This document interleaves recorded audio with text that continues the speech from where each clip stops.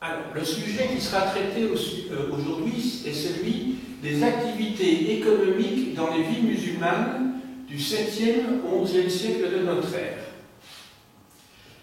Alors, il s'agit d'une dissertation.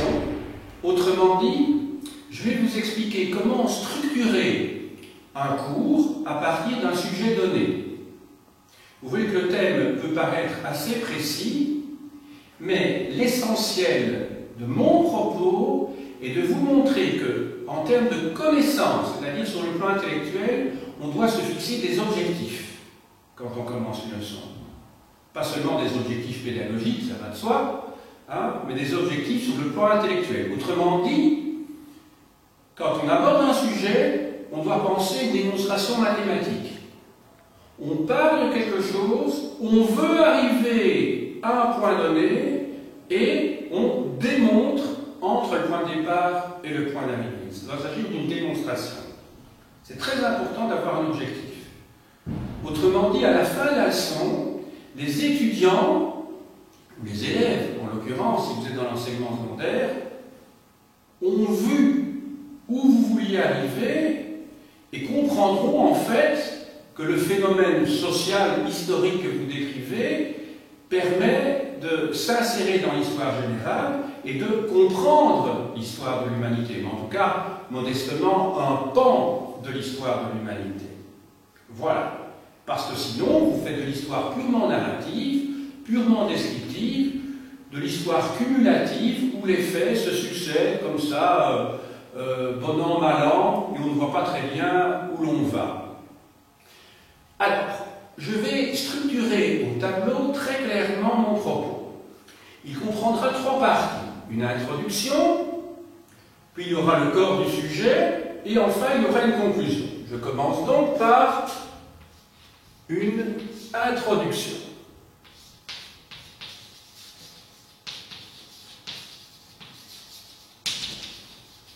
Alors, cette introduction va porter essentiellement sur l'objectif que je vise et l'intérêt du sujet. Alors, je commencerai peut-être par l'intérêt du sujet. Pourquoi étudier les activités économiques dans les villes musulmanes pendant la première période de l'islam qui correspond en gros à son apogée? Eh bien, tout d'abord parce que ces activités économiques sont très importantes dans la société musulmane. Donc, il ne s'agit pas d'un sujet anodin. Je n'ai pas choisi ce thème par hasard. Il est révélateur du fonctionnement de la société musulmane. Mais j'ai aussi un objectif à côté de cet intérêt strictement limité à la société musulmane, c'est que ce cours est censé être donné dans des classes de l'enseignement secondaire qui étudient principalement l'Occident au Moyen-Âge. Et donc l'islam ne doit pas être étudié en tant que tel, en tout cas dans les programmes, mais par rapport à ce qui est étudié à côté, la plupart du temps, c'est-à-dire l'Occident, l'Europe occidentale. Et donc, je vais essayer, par mon propos, de vous montrer quelles sont les différences que l'on trouve dans les activités économiques dans les villes, dans l'islam, par rapport à celles que l'on trouve au Moyen-Âge en Occident. Donc ça, ce sera mon objectif. On va passer maintenant au sujet proprement dit.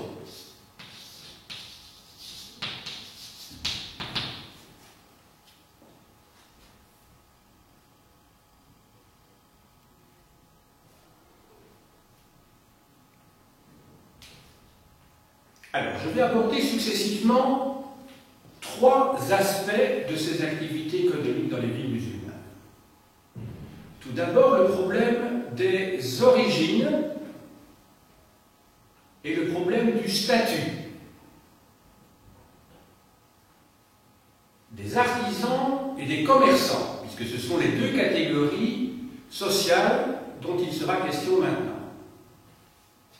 Dans un deuxième temps, je vais aborder le problème de l'exercice du métier, qui comprend entre autres le problème de la fabrication et le problème des lieux où ces métiers sont exercés. Et enfin, dans un troisième temps, j'aborderai la place qu'occupent les artisans et les commerçants dans la société musulmane de cette époque. Je reprends donc premier sujet, premier thème, plutôt premier aspect qui va être traité, c'est celui des origines et celui du statut donc de ces professions. Donc vous indiquez origine et statut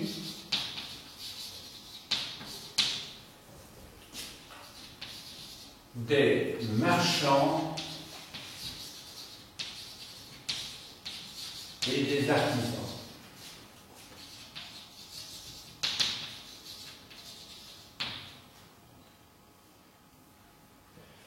Alors, on observera à ce sujet que ces activités ont des origines très diverses. Autrement dit, pour être artisan, pour être marchand, il ne faut pas a priori appartenir à une catégorie ou un groupe social déterminé. Alors, tout d'abord,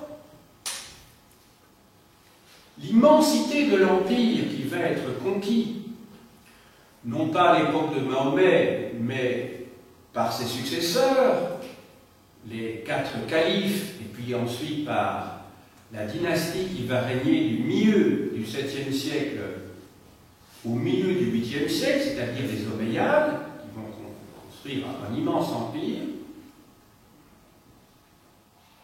eh bien, ces conditions vont faire que l'empereur, c'est-à-dire le calife, si vous voulez, et l'élite dirigeante, ne va pas faire de distinction entre toutes les populations qui composent cet empire, et donc il n'y aura pas d'ethnie qui, a priori, va être favorisée.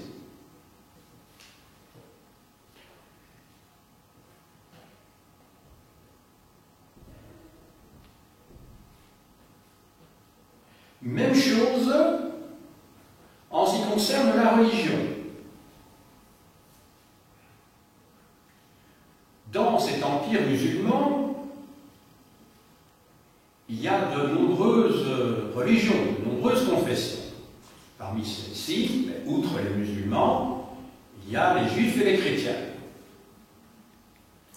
Eh bien, on ne peut pas dire que le fait d'appartenir à l'une ou à l'autre de ces religions vous pousse dès le départ à exercer telle ou telle profession et à vous spécialiser dans tel ou tel type d'artisanat ou dans tel ou tel type de commerce.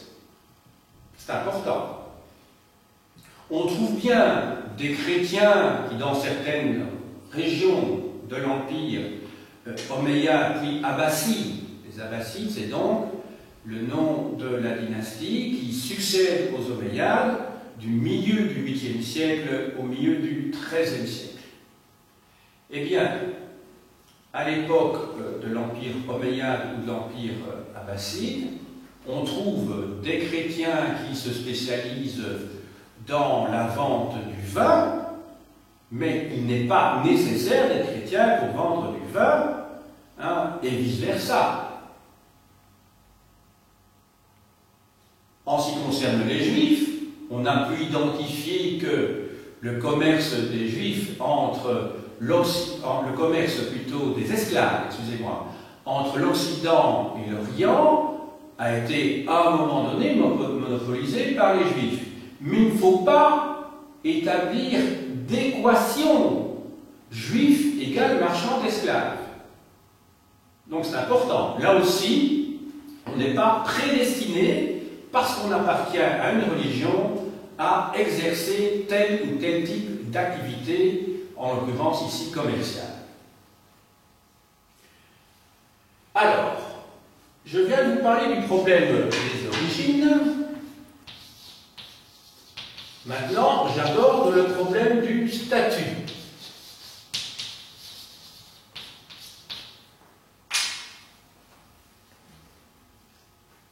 Premier élément, c'est que, sur le plan religieux, l'islam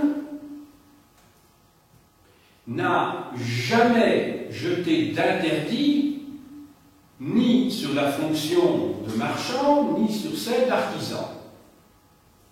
Autrement dit, dans le Coran, vous ne trouverez pas de mention ou de dit de Mahomet qui condamne des activités liées à l'argent, au marché, comme on pourra le trouver dans la religion chrétienne, par exemple, où le prêt à intérêt exagéré sera strictement interdit. Dans l'islam aussi, ceci dit. Mais enfin, il n'y a pas d'a priori contre le fait d'être marchand, contre le fait de faire des profits grâce à la vente de produits. C'est important. Premier élément. Donc, du point de vue du statut, sur le plan religieux, les marchands et les artisans n'apparaissent pas comme constituant un groupe qui est a priori en bas de l'échelle sociale. Je dis bien sur le plan strictement religieux. Alors maintenant, sur le plan social.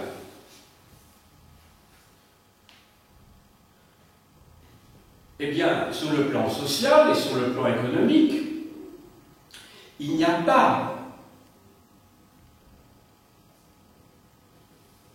de, comment dirais-je, de cloisonnement au sein même de ce monde, et l'on trouve des marchands aussi bien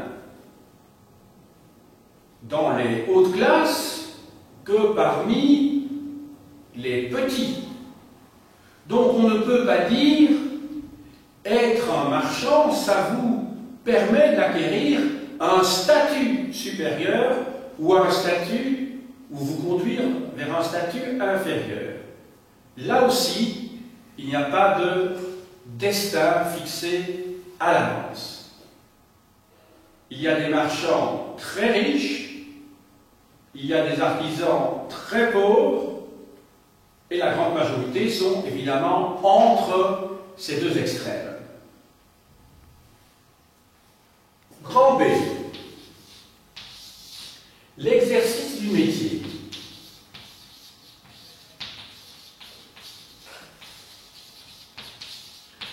La question qui se pose ici est donc de savoir comment, dans quelles conditions, avec quelles techniques et où, le métier de commerçant et le métier d'artisan sont exercés. Alors, on va commencer par le domaine de l'artisanat.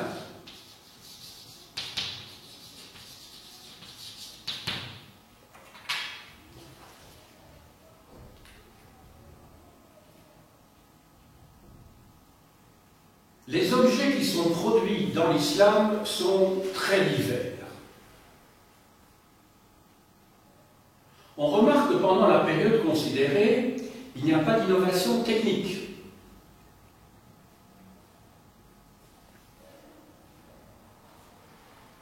Et on ne peut pas dire, à part quelques endroits, qu'il y a une véritable spécialisation en fonction des régions données.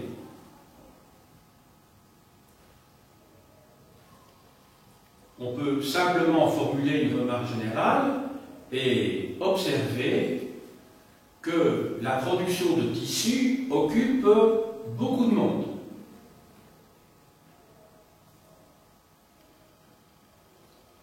Les ateliers sont familiaux et comprennent en général, outre le maître, un apprenti ou un esclave.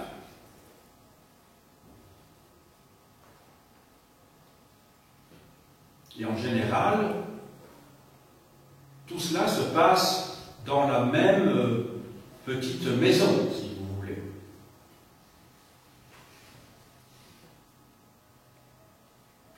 En ce qui concerne maintenant le commerce,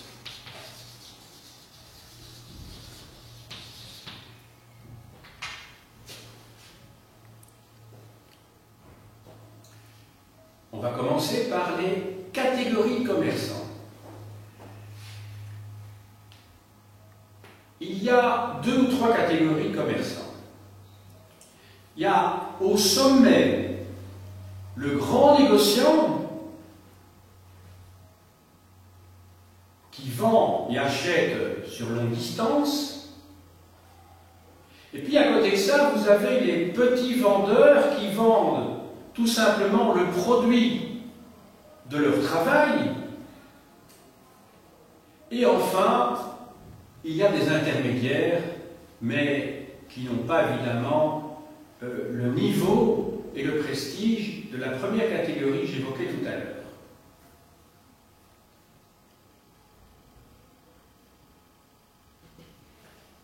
Alors, comment le commerce est-il organisé maintenant? Donc, je vous ai dit dans un premier temps quelles sont les catégories de commerçants. Ensuite, maintenant, on va voir comment ils s'organisent. Eh bien, ils s'organisent souvent collectivement. C'est-à-dire que quand des caravanes sont mises sur pied, ce sont plusieurs personnes qui participent à cette aventure. Et parmi les types d'associations de marchands, il y en a une que l'on rencontre plus particulièrement, c'est celle que l'on appelle la commandite. La commandite, C-O-M-A-N-D-I-T-E, la commandite. Alors c'est quoi une société en commandite? C'est une société dans laquelle, une société commerciale, dans laquelle il y a un bailleur de fonds qui apporte le capital, c'est celui qui veut faire du profit en vendant sur des distances parfois longues, mais pas toujours. Et puis, il y a, je dirais, celui qui fait de fait office de marchand, c'est-à-dire celui qui agit, celui qui gère.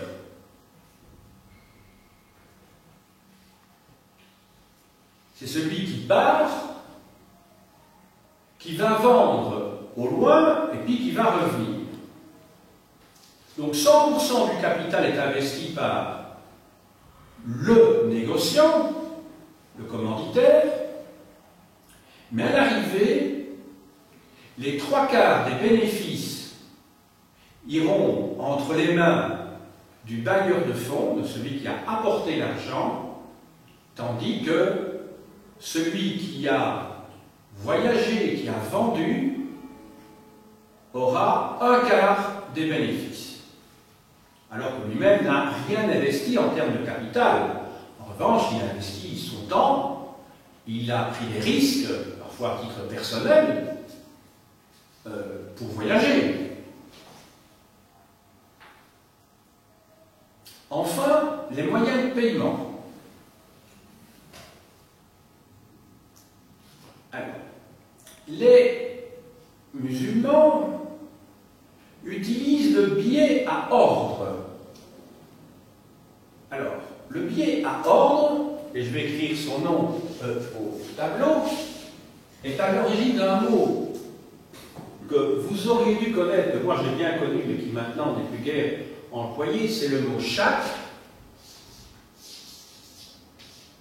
qui est à l'origine du mot chèque. Donc le mot chèque, en français, payé par chèque, vient d'un mot arabe qui est chak. Et chèque, c'est le billard. Vous savez ce que c'est qu'un chèque? Bon, maintenant, c'est vrai que ça ne se pratique plus. Mais vous avez connu, sans doute, à un moment donné, ce que c'était. Hein? Donc, ça veut dire que vous inscrivez une somme sur un papier et vous le remettez à la personne à qui vous devez de l'argent, et cette personne-là va aller auprès d'un tiers, ce tiers, ce sera une banque, ici, enfin, à notre époque, c'est une banque, en l'occurrence, et c'est la banque qui va le payer. Parce que vous, préalablement, vous aurez déposé des fonds qui permettent aux banquiers de payer justement cette personne qui vient toucher la valeur de son chèque. C'est ce qu'on appelle un billet à ordre. Mais le billet à ordre, s'il est utilisé, n'est pas très utilisé. On utilise essentiellement des pièces d'or qui sont acceptées partout et qui font évidemment l'objet de transactions chez les changeurs. Puisque ce ne sont pas toutes les mêmes pièces qui sont utilisées partout, et donc il y a des changeurs qui vont vérifier le titre.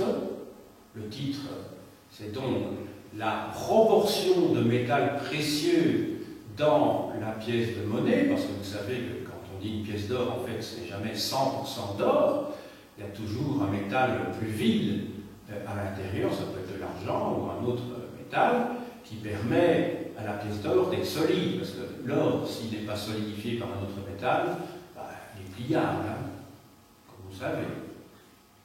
Bon.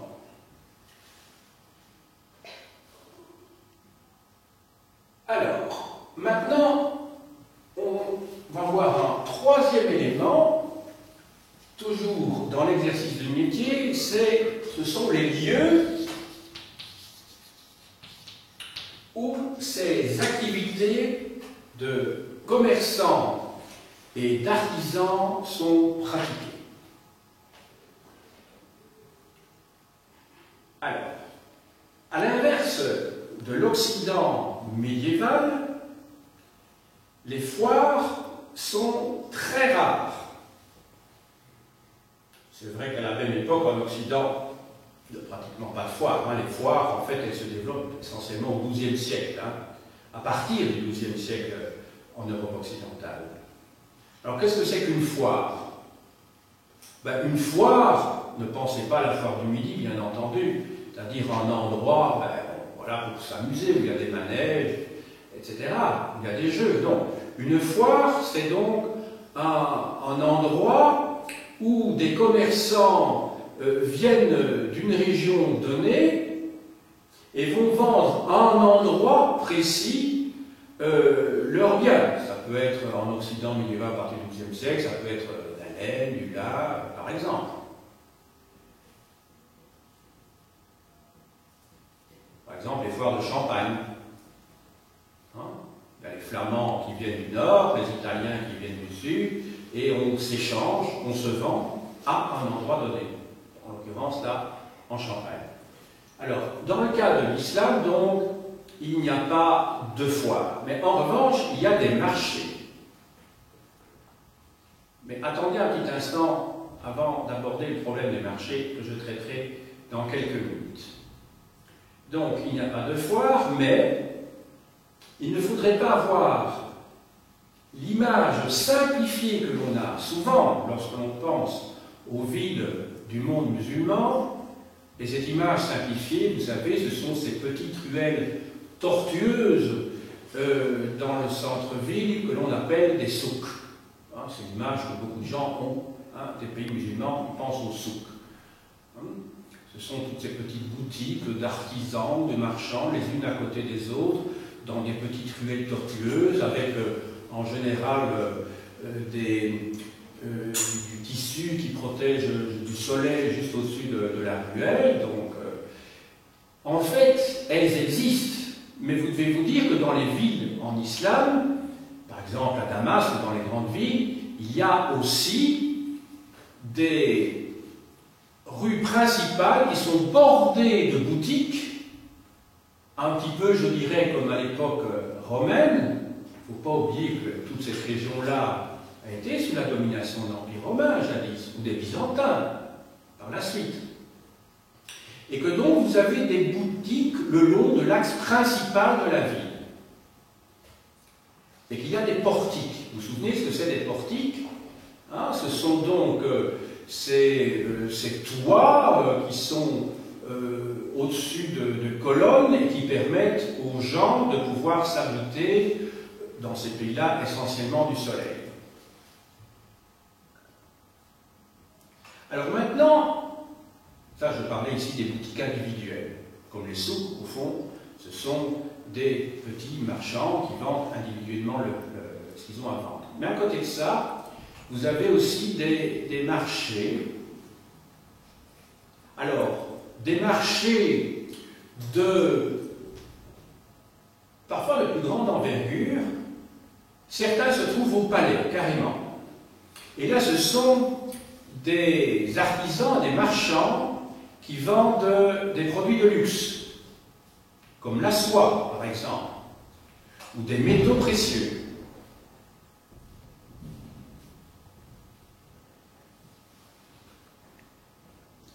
Vous avez aussi des marchés dans les ports.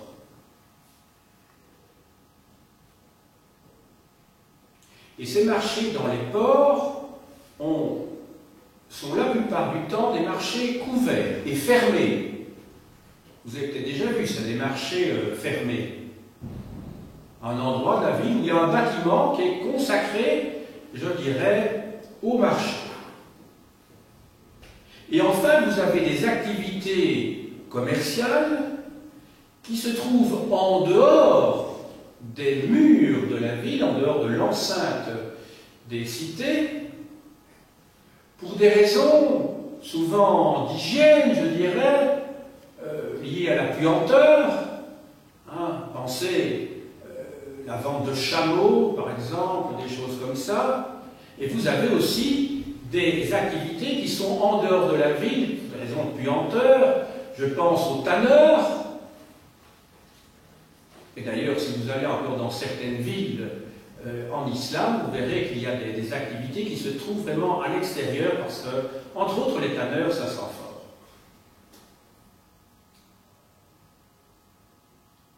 Alors, maintenant, on va aborder un dernier aspect, ce sera le dernier volet de mon propos, grand C. C'est le problème de la place des marchands et des artisans dans la société musulmane.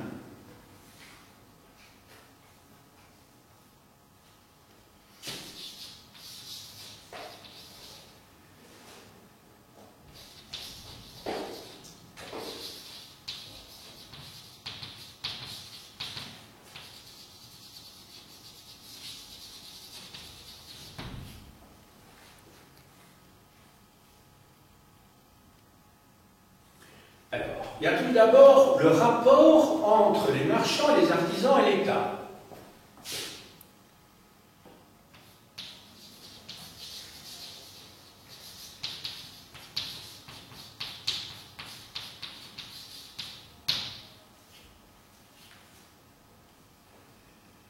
Et dans ce rapport à l'État, je dirais que c'est encore le cas à l'heure actuelle, hein, quand on pense à des artisans ou à des marchands à l'heure actuelle, le rapport à l'État est essentiel et se marque avant tout par le rapport à l'impôt. C'est d'abord la fiscalité.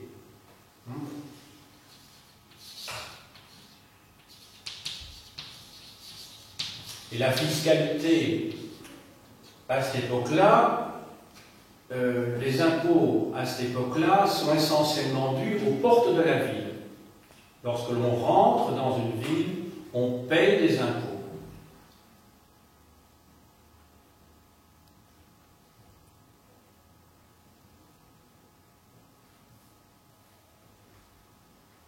Mais il y a un deuxième élément, c'est que l'État, la plupart du temps, en tout cas pour les gros marchands et les grands artisans, la plupart du temps, c'est l'État qui est le seul client potentiel,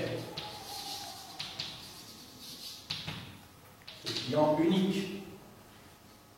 Donc vous voyez, nous sommes dans des sociétés où l'État,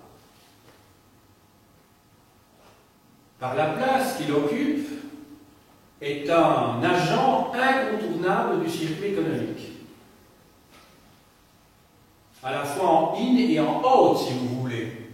Là, c'est ce que l'on paye à l'État, et là, c'est ce que l'État vous paye en tant que marchand, hein, pour les produits qu'il vous achète. C'est pour ça que je parle de in et de out ici. Hein. Alors maintenant, sur le plan social, il faut savoir qu'à cette époque-là, il n'y a pratiquement pas, il n'y a même pas du tout de groupe de pression.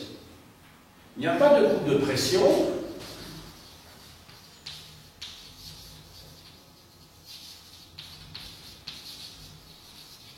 au sein des commerçants et des artisans, ce qui a comme conséquence, c'est qu'il n'y a pas de conscience collective de ces groupes sociaux.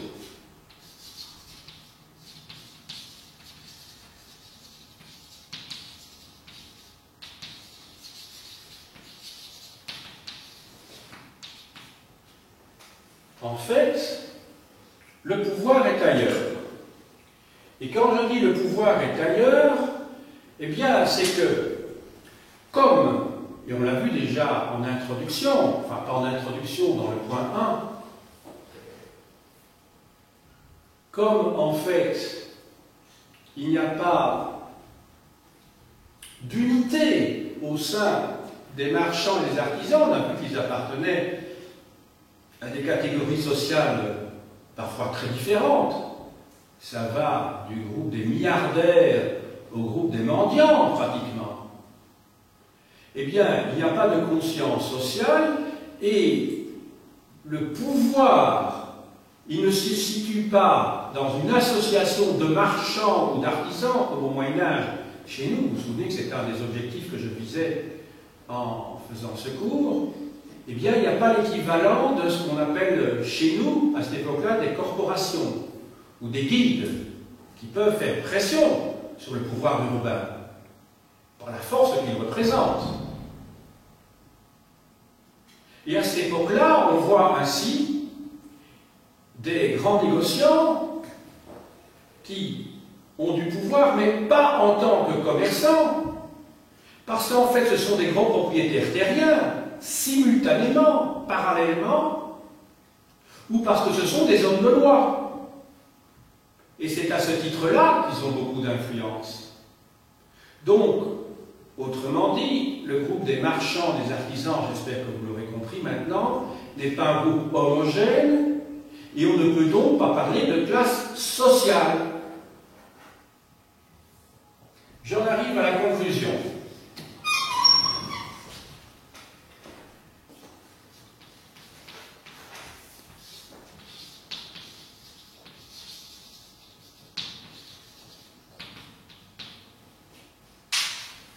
Alors, ma conclusion sera double.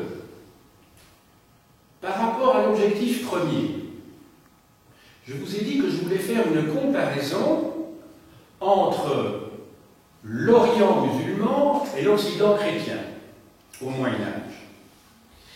Et ce que j'aimerais bien, parce que d'ici un mois, vous serez en train d'enseigner dans l'enseignement secondaire pendant vos stages, et la plupart du temps, vous devrez enseigner soit l'islam, soit les villes en Occident au Moyen-Âge.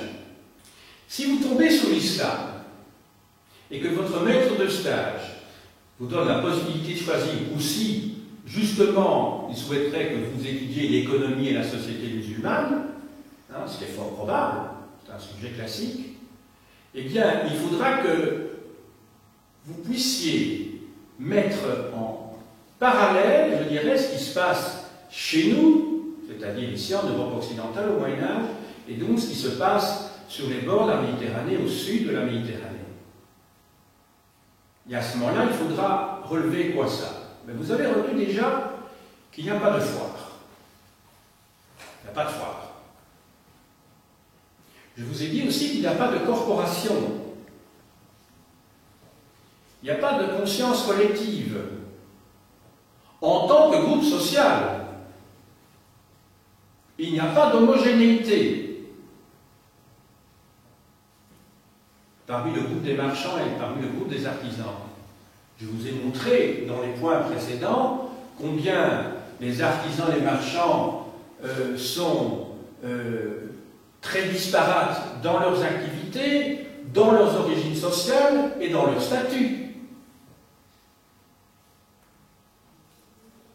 Et enfin, deuxième partie de la conclusion, à côté de cette comparaison avec l'Occident, au Moyen-Âge, c'est que si les commerçants, les artisans occupent une place importante dans l'islam à cette époque-là, et beaucoup plus qu'en Europe, parce qu'à cette époque-là, je vous rappelle qu'en Europe, les villes sont peu nombreuses, sinon peut-être dans le Midi, dans le sud de la France, mais dans nos régions, en tout cas, entre Loire et Rhin,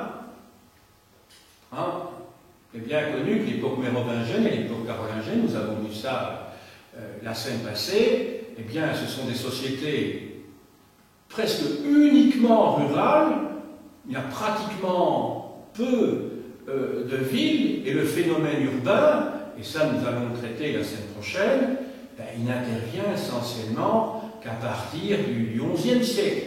Les premières villes naissent ou se développent. Parfois, ce ne sont pas quand même toujours des villes nouvelles, ce sont parfois des villes anciennes qui avaient végété pendant le Moyen-Âge et qui reprennent vie alors à partir du XIe siècle. Et la grande période des villes, ben, je dirais, c'est le XIIe et surtout le XIIIe siècle.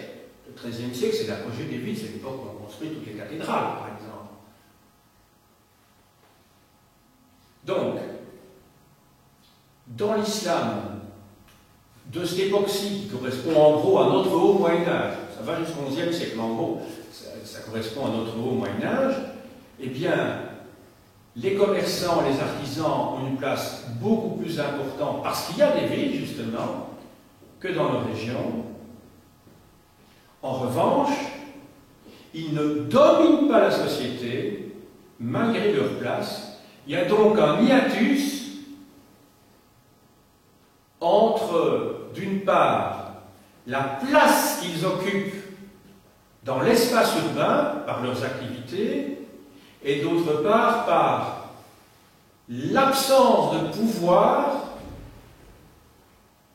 de leur part, parce qu'ils ne constituent pas un groupe homogène, et parce que ces artisans, et surtout ces marchands, sont répartis entre pratiquement toutes les classes sociales, du point de vue de leur niveau de vie, leur niveau économique. Est-ce que vous avez bien compris en quoi j'ai essayé, comme je dirais dans une démonstration mathématique, de partir d'un objectif que je vise, montrer également quel est l'intérêt de la leçon. Dans la conclusion, je ramasse ce que j'avais laissé présager et ce à quoi je suis effectivement, ce que j'ai effectivement atteint après ces démonstrations, mais il fallait encore le démontrer. Et c'était l'objet du point 2 en chiffres romains, de montrer donc l'origine et que le statut des marchands et des artisans, mais finalement tout cela est très multiple, ça ne forme pas un tout. Hein? On peut finalement être originaire de groupes sociaux différents, d'ethnies différentes, de religions différentes, et que vous n'êtes pas votre destin fixé à l'avance. Je vous ai montré ensuite comment concrètement ces métiers s'exerçaient. Enfin, je vous ai montré la place que tant les artisans que les marchands occupent dans la société musulmane par rapport à l'État, et enfin, qui ne constitue pas un groupe de pression parce qu'il n'y a pas de conscience collective. Par conséquent, il ne peut pas y avoir non plus de lutte de classe, par définition. Alors, il me reste, pour terminer, à vous montrer quelques livres. Je vais me rapprocher de la caméra pour les montrer. Alors, un ouvrage général, celui de André Miquel, L'islam et sa civilisation du 7e au 20e siècle, chez Armand Collin. Alors, c'est un ouvrage très général, une excellente synthèse, qui comprend évidemment des chapitres sur le sujet qui nous a occupé aujourd'hui. Alors un ouvrage que j'utilise ici sous son format réduit des deux Sourdel, c'est Dominique et c'est Janine, je crois, c'est ça. Dominique et Janine Sourdel, La civilisation de l'islam classique chez Artaud. Cet ouvrage existe dans une collection plus fournie, avec index, avec illustration, mais l'avantage de cette collection-ci, c'est qu'elle est moins chère. C'est un ouvrage de base, et vous avez également des chapitres sur le sujet. Donc tous les ouvrages que je vous montre maintenant ont un chapitre sur le commerce et sur l'artisanat. Alors, de Robert Montrand, qui n'est pas vraiment un spécialiste du monde arabe, mais plutôt du monde turc, l'expansion musulmane, 7e, 11e siècle. Donc ça correspond chronologiquement tout à fait à la période traitée dans le courant de cette leçon. C'était aux presses universitaires de France. De Louis Gardet, Les hommes de l'islam, approche des mentalités, édition complexe.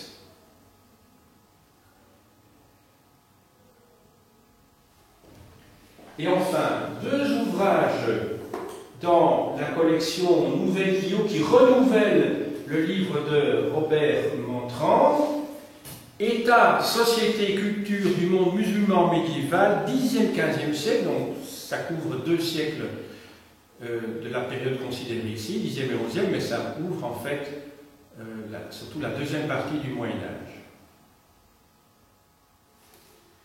Voilà, et c'est dû à toute une série d'auteurs, donc Presse universitaire de France, et j'ai apporté également le tome 2. Le tome 3, vous n'en aurez pas besoin. Donc Société et culture, ici, le tome 2. Alors l'avantage de cette collection, c'est que vous avez d'une part une bibliographie très fournie dans la première partie du livre, ensuite dans la deuxième partie du livre, vous avez l'état de nos connaissances actuelles, et enfin, dans une troisième partie, vous avez les problèmes de la recherche chez les historiens contemporains. Donc maintenant, ça permet de savoir un petit peu quels sont les objets de recherche des historiens. Donc des très très bons ouvrages, mais vous voyez, c'est un petit peu conséquent sur le plan de la quantité. J'ai dit